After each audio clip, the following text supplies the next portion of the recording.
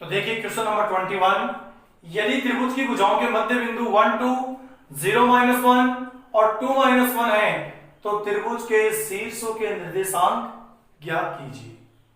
यानी कहानी यह है कि यह एक त्रिभुज है, ये इसके निर्देशांक मान लो इसके शीर्ष मान लो ए बी सी। अब बात यह है कि इसके शीर्षों के निर्देशांक दिए हुए नहीं है, यहां पर भुजाओं के मध्य बिंदुओं के निर्देशांक अपने को दिए हुए हैं। तो मान लीजिए पहली भुजा का मध्य बिंदु है P और इसके निर्देशांक मान लो क्या है 1 2। दूसरी भुजा के मध्य बिंदु मान लो क्या Q और इसके निर्देशांक मान लो 0 -1। ठीक है।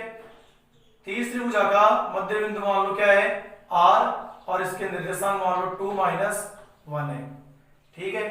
तो यह आपको त्रिभुज की तीनों भुजाओं के मध्य बिंदु दिए हुए हैं।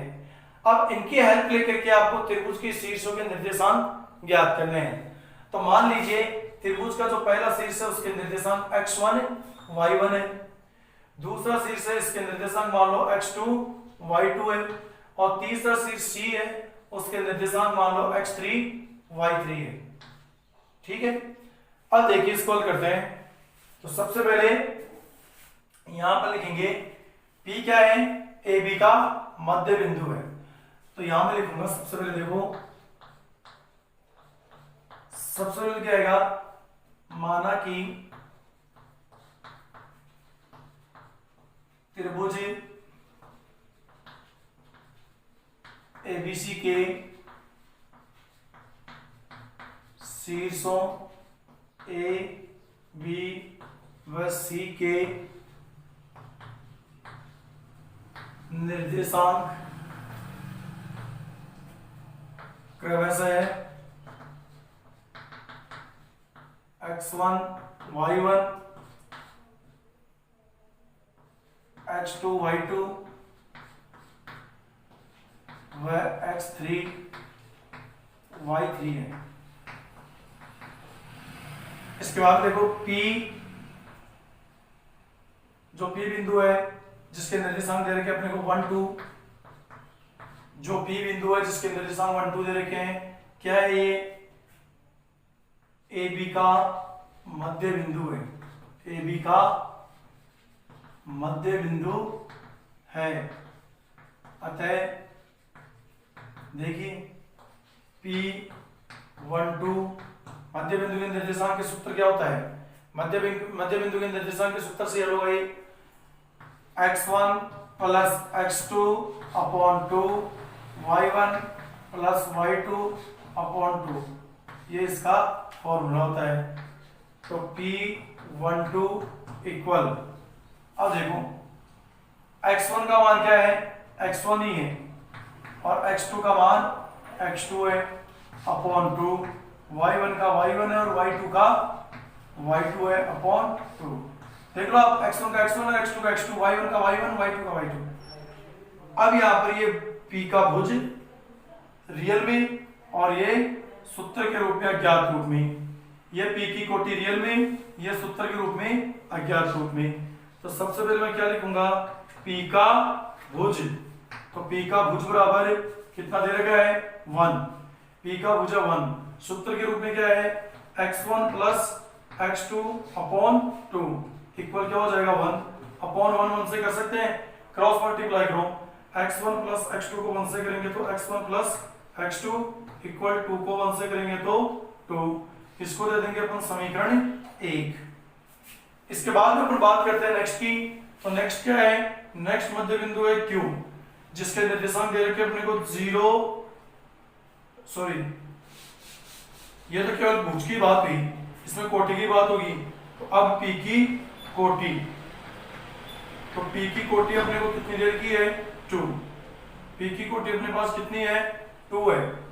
तो सूत्र के रूप में क्या है y1 + y2 / 2 इक्वल 2 / 1 कर सकते हैं, क्रॉस मल्टीप्लाई करो, y1 + y2 इक्वल 2 2 जा 4, ये हो जाएगी इक्वेशन 2। अब बात करेंगे अपन किसकी, Q की। तो अब यहां पर अपन लिखेंगे बिंदु Q जिसके निर्देशांक है 0 - 1। ये किसका मध्य बिंदु है? BC का। बिंदु Q जिसके निर्देशांक 0 - 1 है, BC का मध्य बिंदु है। BC का मध्य बिंदु है। तो अतः क्या होगा? Q जिसके निर्देशांक 0 - 1 इक्वल मध्य बिंदु के निर्देशांक का formula x1 + x2 upon 2 y1 + y2 upon 2। अब देखिए Q कोऑर्डिनेट इसके 0 - 1 तो x1, तो यहां पर x1 का मान क्या है? x2 है, प्लस x2 का मान क्या है? x3 है, अपॉन 2 y1 का मान क्या है? y2 प्लस y2 का मान क्या है? y3 upon 2। अब यहां पर अपन इसकी तरह कंपेयर करेंगे। तो सबसे पहले Q का भुज, तो Q के भुज की बात करें तो रियल में कितना है? 0। सूत्र के रूप में x2 plus x3 upon 2 equal 0 upon 1 कर सकते हैं। x2 प्लस x3 को 1 से करेंगे तो x2 प्लस x3 और 2 को 0 से करेंगे तो 0। इसको दे देंगे इक्वेशन 3। बात करेंगे अपन किसकी? Q की कोटि की। तो Q की कोटि रियल रूप में कितनी है? -1। और सूत्र के रूप में y2 plus y3 upon 2 equal -1 upon 1 कर सकते हैं। तो क्या हो जाएगा? y2 प्लस y3 इक्वल 2 को -1 से मल्टीप्लाई करेंगे तो माइनस का 2। ये हो जाएगी अपने पास इक्वेशन 4। तो ये 4 इक्वेशन अपने पास आ गई, बाकी 2 इक्वेशन और आएंगी। तो देखिए अब इसको आगे अपन इस साइड हल करते हैं, इसको डिलीट कर देते हैं जो अपने माना था, लिखा था स्टार्टिंग में। तो देखिए अब बात करेंगे अपन किसकी? बिंदु R की। तो यहां पे मैं लिखूंगा बिंदु R जिसके कोऑर्डिनेट है 2 - 1। बिंदु R जिसके कोऑर्डिनेट है 2 - 1 AC का मध्य बिंदु है। AC का मध्य बिंदु है। AC का मध्य बिंदु है। अतः क्या होगा? AC का मध्य बिंदु है तो यहां पर हो जाएगा R 2 - 1 इक्वल क्या हो जाएगा? मध्य बिंदु के निर्देशांक ज्ञात करने का सूत्र x1 + x2 upon 2 y1 + y2 upon 2। अब देखिए अपन तो यहां पर देखें तो R 2 - 1 इक्वल x1 की वैल्यू क्या है? x1 ही है, बट x2 की वैल्यू क्या है? x3 है, अपॉन 2 y1 की वैल्यू y1 है, बट y2 की वैल्यू क्या है? y3 है, अपॉन 2। अब देखिए अपन तो यहां पर R का भुज, तो R का भुज इक्वल रियल रूप में कितना है? 2। फॉर्मूले बेस में x1 + x3 अपॉन 2 इक्वल क्या हो जाएगा? 2 अपॉन 1 कर सकते हैं। तो क्या होगा? x1 + x3 को 1 से मल्टीप्लाई करेंगे तो x1 + x3 इक्वल 2 को 2 से करेंगे तो 4। इस प्रकार से अपने पास ये इक्वेशन आ जाएगी। कौन सी? 5th equation. इसके आगे अपन हल करें तो देखिए ये अपने पास आ गई इक्वेशन 5th। ये थी अपने पास इक्वेशन 1st, ये थी अपने पास इक्वेशन 2nd, और ये थी अपने पास इक्वेशन 3rd, और ये थी अपने पास इक्वेशन 4th। अब बात करते हैं किसकी? नेक्स्ट की R की कोटि। तो देखिए R की कोटि, तो R की कोटि की बात करें तो इसको मैं मिटा देता हूं। और देखिए R की कोटि रियल रूप में कितनी है? -1। और फॉर्मूले बेस में y1 + y3 अपॉन 2 इक्वल -1/1 कर सकते हैं। तो y1 + y3 को 1 से करेंगे y1 + y3, 2 को -1 से करेंगे -2। ठीक है। इसके बाद में इसको ले लेंगे अपन ब्रैकेट में और ये हो जाएगी अपनी इक्वेशन 6। अब ध्यान से देखिए अपने पास फिलहाल सभी इक्वेशंस आ चुकी हैं, तो केवल अपनी इक्वेशंस का खेल है। यहाँ पर जो समीकरण हमने बनाई है उन पे प्रश्न अब टिका हुआ है, कैसे क्या सोल्व होगा देखिए, इसको आगे अपन देखते हैं। तो यहाँ अपने पास सारी इक्वेशन आ गई है। इक्वेशन फर्स्ट, ये सेकंड, ये थर्ड, ये फोर्थ, ये फिफ्थ और ये सिक्स्थ। अब देखिए इक्वेशंस अपने पास आ गई है। अब अपन क्या करते हैं देखिएगा।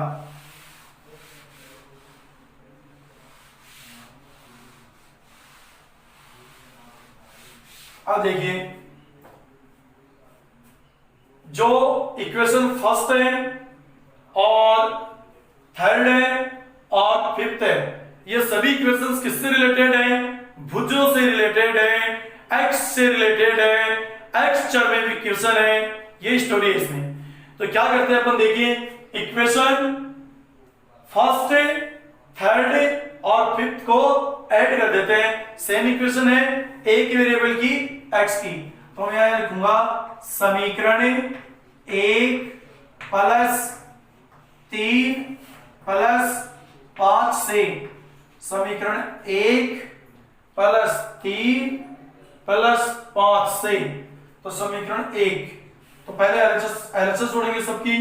तो समीकरण 1 की एलएचएस है x1 प्लस x2 प्लस समीकरण 3 की एलएचएस है x2 प्लस x3 प्लस समीकरण 5 की एलएचएस है x1 प्लस x3। अब इनके आरएचएस को जोड़ते हैं, तो आरएचएस है समीकरण 1 की 2 प्लस समीकरण 3 की है कितनी 0 प्लस समीकरण 5 इसकी है कितनी 4, समीकरण 1 की 2, समीकरण 3 की 0, समीकरण 5 की 4। अब देखिए x1 कितने टाइम है 2 टाइम, ये देखो, तो ये हो जाएगा 2x1, x2 कितने टाइम है 2 टाइम, तो ये 2x2, x3 कितने टाइम है 2 टाइम, तो ये हो जाएगा 2x3। इक्वल इनको ऐड करें 2 0 2 प्लस 4 कितना हो गया 6। यहां पर 2 कॉमन ले लें तो 2 से 2 कैंसिल x1 प्लस 2 से 2 कैंसिल x2 प्लस 2 से 2 कैंसिल x3 इक्वल 6। अब मैं ब्रैकेट हटाऊं x1 plus x2 plus x3 equal ये 6 और ये 2 आ जाएगा इसके डिवाइड में, तो x1 plus x2 plus x3 equal कितना आ जाएगा 3, और इसको अपन दे देंगे कितना इक्वेशन, इसको दे दीजिए इक्वेशन कितना 6 तक पहुंच गया था, इसको दे देंगे इक्वेशन 7। अब देखिए अगर इक्वेशन 7 में अपन x1 प्लस x2 की वैल्यू रख दें कहां से, समीकरण 1 से, या फिर x1 प्लस x3 की रख दो। देखो समीकरण 1 से x1 प्लस x2 की रखोगे तो x3 का मान आ जाएगा, समीकरण 5 से x1 x3 की रखोगे x2 का आ जाएगा, समीकरण 3 से x2 और x3 की रखोगे तो x1 का आ जाएगा। बात है कोई से भी इक्वेशन से आप वैल्यू रख दीजिए। तो समीकरण 1 से रख देते हैं x1 प्लस x2 की वैल्यू, तो देखो जब x1 प्लस x2 की वैल्यू अपन रखेंगे तो अपने पास क्या स्थिति होगी, x1 प्लस x2 की वैल्यू कितनी है 2 है, x1 प्लस x2 की वैल्यू कितनी है 2 है, तो x1 प्लस x2 की वैल्यू रखी अपन कितनी 2 और ये प्लस x3 इक्वल 3 हो गया। अब देखो यहां से x3 की वैल्यू निकालें तो x3 इक्वल कितना है, पहले से तो इधर है 3, ये 2 उधर जाएगा माइनस का 2, तो x3 की वैल्यू कितनी आ गई 1, x3 की वैल्यू कितनी आ गई 1 आ गई। अब देखो अपने पास एक कुछ ज्ञात हो गया x3। अब x3 का जो वैल्यू है, x3 का वैल्यू यदि मैं समीकरण 3 में रख दूं तो किसकी वैल्यू आ जाएगी x2 की, तो रखिए। तो देखिए यहां से मैं थोड़ा इसको चित्र को मिटा देता हूं, और अब देखिए अपने क्या करना है, x3 का मान समीकरण 3 में रखने पर, x3 का मान समीकरण 3 में रखेंगे तो समीकरण 3 क्या है, x2 प्लस x3 इक्वल 0, तो x3 का मान कितना है 1, तो x2 प्लस x3 का मान 1 इक्वल 0, x2 की वैल्यू कितनी हो जाएगी -1, भाई 1 उधर जाएगा, -1 हो जाएगा। ये लो x3 की वैल्यू आ गई, x2 की वैल्यू आ गई। अब ऐसा कीजिए, x2 की वैल्यू कहाँ रख देंगे, x2 की वैल्यू अपन रख देंगे किसमें, समीकरण 1 में रख देते हैं वापस। x2 की वैल्यू समीकरण 1 में रख देते हैं, जिससे क्या होगा, अपने पास x1 की वैल्यू आ जाएगी, x2 का मान समीकरण 1 में रखने पर, तो समीकरण यही है, x1 plus x2 equal 2, x1 plus x2 equal 2। तो x1 तो ऐसे कैसे, x2 की वैल्यू -1 ब्रैकेट में आ जाएगी इक्वल 2, तो ये x1 प्लस माइनस माइनस ये 1 इक्वल 2, x1 इक्वल कितना हो जाएगा 2, -1 इधर आएगा +1, तो x1 इक्वल कितना हो जाएगा 3। तो यहां से देखिए x1 की वैल्यू 3, x2 की वैल्यू -1 और x3 की वैल्यू 1। अपने पास तीनों भुज आ चुके हैं। तो अब अपने पास देखिए इनके अपने को इक्वेशंस की आवश्यकता नहीं है x वालों की, ये लो। अब अपने पास स्थिति क्या है, x3 की वैल्यू आ गई, x1 की आ गई, x2 की वैल्यू आ गई, तीनों की वैल्यू आ चुकी है। अब बात करते हैं अपन y चर की। तो y चर की इक्वेशन कौन सी है, इक्वेशन 2 है, इक्वेशन 4 है, इक्वेशन 6 है। तो यहां मैं लिखूंगा, देखो अब समीकरण 2 प्लस 4 प्लस 6 से, तो समीकरण 2 की एलएचएस क्या है, y1 प्लस y2 प्लस समीकरण 4 की y2 प्लस y3 प्लस समीकरण 6 की y1 प्लस y3 इक्वल समीकरण 2 की आरएचएस 4, समीकरण 4 की आरएचएस -2 ब्रैकेट में ले लो, प्लस समीकरण 6 की फिर से क्या है -2, ये भी ब्रैकेट में ले लो। अब देखो y1 2 टाइम है तो ये हो जाएगा 2y1 प्लस y2 2 टाइम तो ये 2y2 और ये y3 भी 2 टाइम, तो क्या हो जाएगा 2y3 इक्वल ये 4 प्लस माइनस -2 फिर प्लस माइनस -2, तो यहाँ पर 2 कॉमन ले लें तो y1 plus y2 plus y3 equal 4 -2 क्या हो जाएगा -4। अब यहाँ पे देखो y1 plus y2 plus y3 इसको करें तो कितना आएगा 0, ये 2 इधर से मल्टीप्लाई में कॉमन के रूप में इधर आ जाएगा डिवाइड में, finally y1 plus y2 plus y3 0 में किसी भी संख्या का भाग दो 0, तो ये अपने पास इक्वेशन आ जाएगी कौन सी 8, ये आ जाएगी अपने पास इक्वेशन 8। अब देखो इसको इन्हीं की तरह सॉल्व करते हैं, कैसे, जैसे x वालों को किया था। तो समीकरण 8 में समीकरण 2 से वैल्यू रख देते हैं, तो y1 प्लस y2 इक्वल कितना है 4, तो यहीं से अपन वैल्यू रख देते हैं। y1 प्लस y2 कितना हो गया 4 प्लस ये कितना है y3 इक्वल 0, तो क्या हो जाएगा y3 इक्वल 4 उधर जाएगा माइनस का 4, तो ये अपने पास किसका वैल्यू आ गया y3 का वैल्यू आ गया। अब देखिए ऊपर से इसको यहां से डिलीट कर देते हैं और आगे देखते हैं। देखिए y3 की वैल्यू आप कहां रखोगे, y3 की वैल्यू रख दो आप किसमें इक्वेशन 6 में, y3 का मान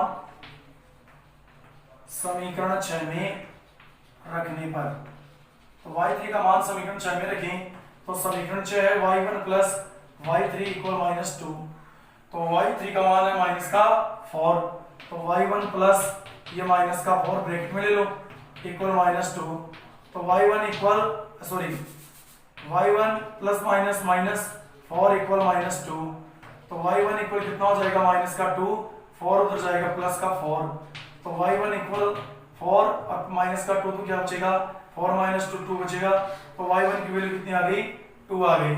अब देखो बात करते हैं किसकी, y1 की वैल्यू आ गई, y3 की y2 बच गई, तो क्या करें, तो ऐसा करते हैं y3 का जो वैल्यू है उसको फिर से अपन इक्वेशन 4 में रख देते हैं, तो जिससे y2 की वैल्यू आ जाएगी, तो y2 का सॉरी y3 का मान समीकरण 4 में रखें, एक भी रख सकते हो, एक ही बात है, क्योंकि वहां पे y1 प्लस y2 है तो वहां फिर y2 का 1 रखना पड़ेगा, तो y1 का आ जाएगा। लेकिन चलो एक ही बात है, 4 में रख दो, 4 देखो 2 में रखो तो y1 का रखोगे तो y2 का आ जाएगा, 3 में रखो तो y3 का रखोगे तो y2 का आ जाएगा, बात वही है। तो क्या है y2 प्लस y3 इक्वल -2। तो y2 तो ऐसे कैसे प्लस y3 की वैल्यू कितनी है -4, ये ब्रैकेट में आ जाएगा, इक्वल क्या है -2। तो y2 plus minus minus equal -2, तो y2 इक्वल -2 ये जाएगा तो +4, तो क्या हो जाएगा y2 इक्वल 4 - 2 क्या हो जाएगा 2। तो y2 की वैल्यू भी कितनी आ गई 2 आ गई। ठीक है,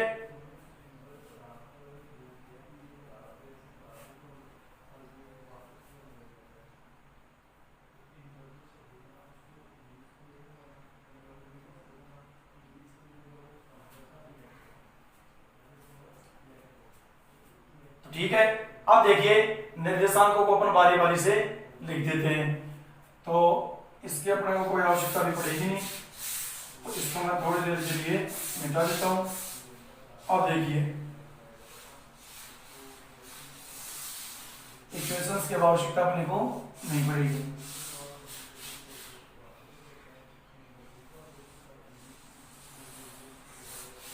अब देखिए अपने पास x1 x2 x3, x1 की वैल्यू कितनी है अपने पास, x1 की वैल्यू है 3, x2 की वैल्यू है -1 और x3 की वैल्यू भी क्या है 1, y1 y2 y3, y1 की वैल्यू अपने पास है 2, y2 की वैल्यू है 2 और y3 की वैल्यू अपने पास है कितनी -4। ठीक है, अब देखिए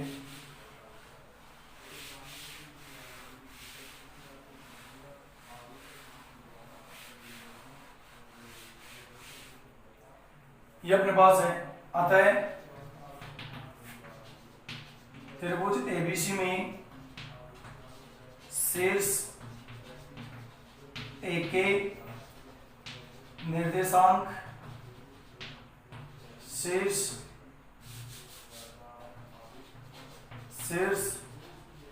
बी के निर्देशांक शीर्ष सी के निर्देशांक। देखिए शीर्ष ए के निर्देशांक क्या माने थे x1 y1, x1 की वैल्यू कितनी है 3 और y1 की वैल्यू कितनी है, तो निर्देशांक हो गए 3 और 2। शीर्ष बी के निर्देशांक क्या माने थे x2 y2, तो x2 के कितना है -1 और y2 का कितना आया 2।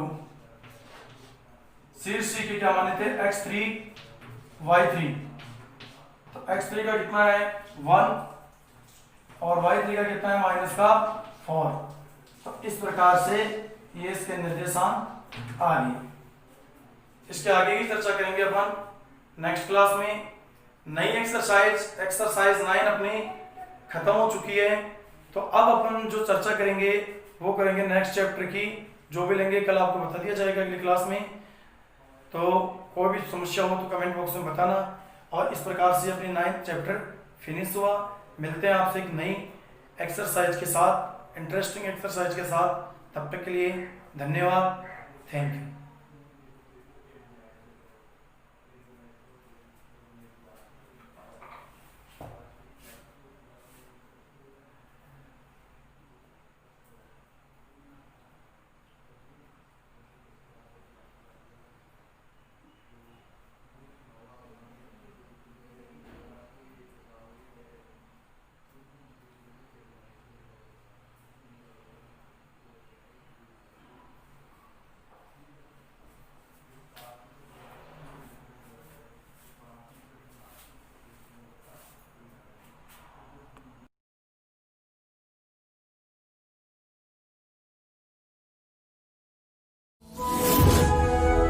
Thanks for watching video. Please subscribe YouTube channel and press bell icon.